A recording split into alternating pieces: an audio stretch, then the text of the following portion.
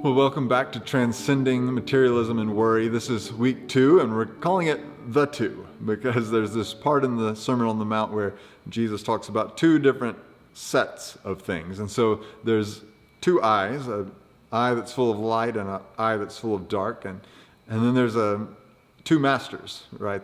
A master that is God and a master that is money or wealth.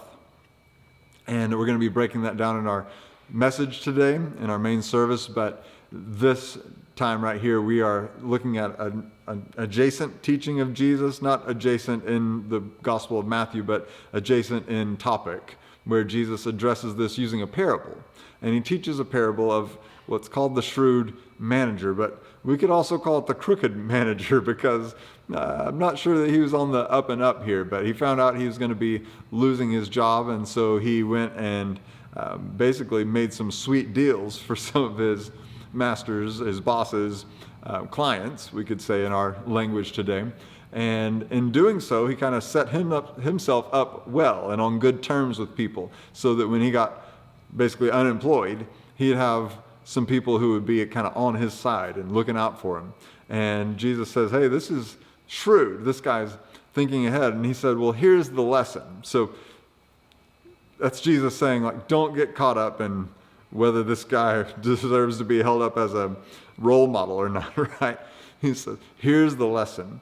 Use your worldly resources to make friends and bless other people, and then you will be blessed.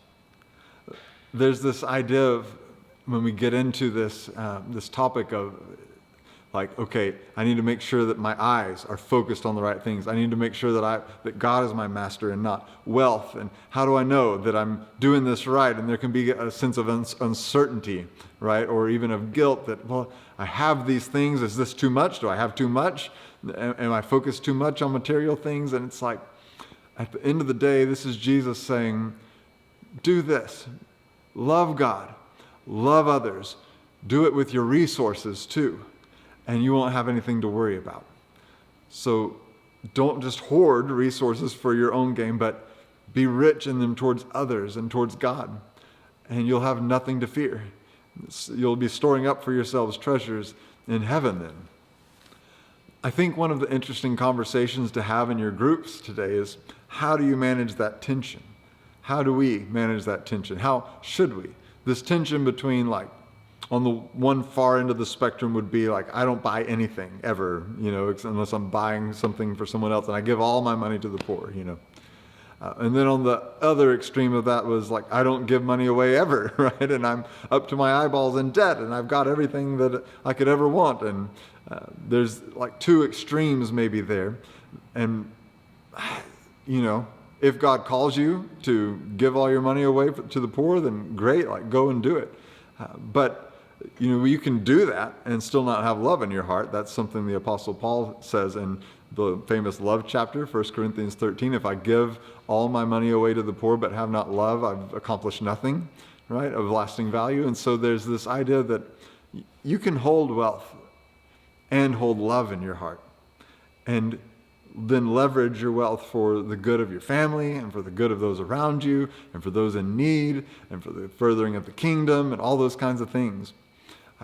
You can have some nice things and leverage those nice things for loving well, right? That's possible. So how do you manage that tension? Is it a tension to be managed, or is it just learning how to love with our stuff better? I think that's a thing to kick around. And you might even kick around the idea of debt some in this, because I think that comes into play too.